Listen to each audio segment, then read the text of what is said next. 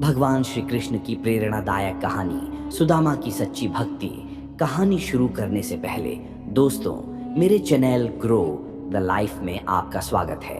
भगवान श्री कृष्ण का जीवन प्रेम, भक्ति, धर्म और सत्य का संदेश देता है। उनकी शिक्षाएं आज भी लोगों को प्रेरणा देती है।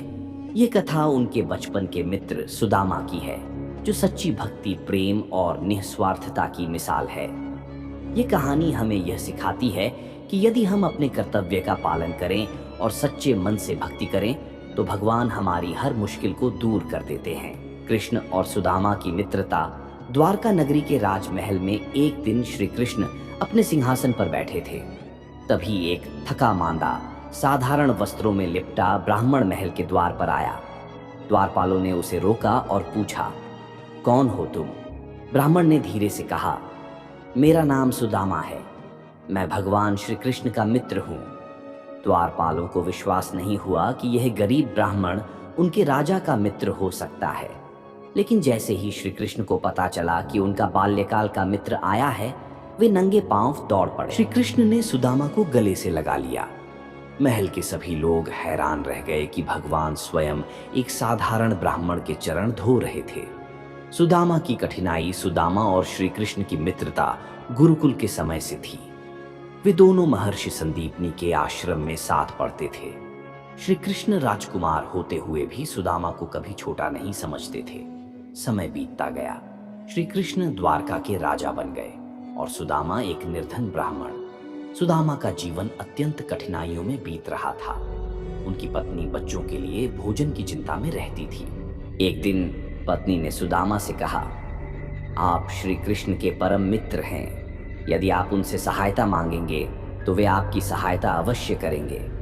सुदामा संकोच में पड़ गए। मैं कैसे अपने मित्र से कुछ मांग सकता हूँ? लेकिन पत्नी के बार बार कहने पर उन्होंने जाने का निर्णय लिया। प्रेम का उपहार। सुदामा के पास श्री कृष्ण के लिए कोई मूल्यवान उपहार नहीं था। उनकी पत्नी ने चावल से बना एक छोटा सा पोटली उन्हें दिया और कहा, यह प्रेम का प्रतीक है, कृपया इसे श्री कृष्ण को भेंट करें। सुदामा द्वारका पहुंचे और महल में प्रवेश किया। श्री कृष्ण ने उन्हें बड़े प्रेम से बैठाया और कहा, मित्र, तुम मेरे लिए क्या लाए हो? सुदामा झिझकते हुए बोले, भगवान, यह आपके लिए थोड़ा सा चावल है।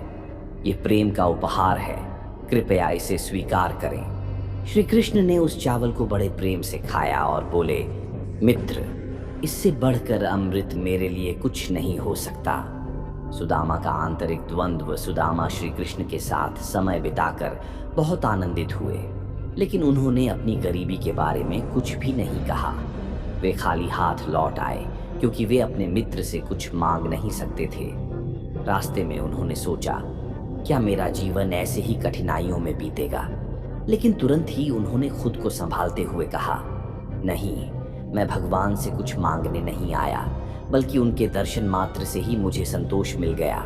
श्री कृष्ण की कृपा। जब सुदामा अपने गांव लौटे तो उन्हें अपनी झोपड़ी नहीं मिली। वहां एक सुंदर महल खड़ा था। उनकी पत्नी और बच्चे सुंदर वस्त्रों में थे और उनके पास अन्न व धन की कोई कमी नहीं थी। सुदामा को तुरंत समझ आ गया कि यह श्री कृष्ण की कृपा थी। उन्होंने रोते हुए आकाश की ओर देखा और कहा, हे प्रभु, आपने बिना मांगे ही सब कुछ दे दिया। उपसंहार। सच्ची भक्ति का फल। यह कथा हमें सिखाती है कि सच्ची भक्ति और निस्वार्थ प्रेम का फल अवश्य मिलता है। जो व्यक्ति सच्चे मन से भगवान का स्मरण करता है और अपने कर्तव्यों का पालन करता है, उसे भगवान स्वयं आशीर्वाद देते हैं। भक्ति और प्रेम सबसे बड़ा धन है और ईश्वर सदैव अपने भक्तों की रक्षा करते हैं। दोस्तों, अगर वीडियो अच्छा लगता है तो लाइक और चैनल को जरूर सब्सक्राइब करना। धन्यवाद।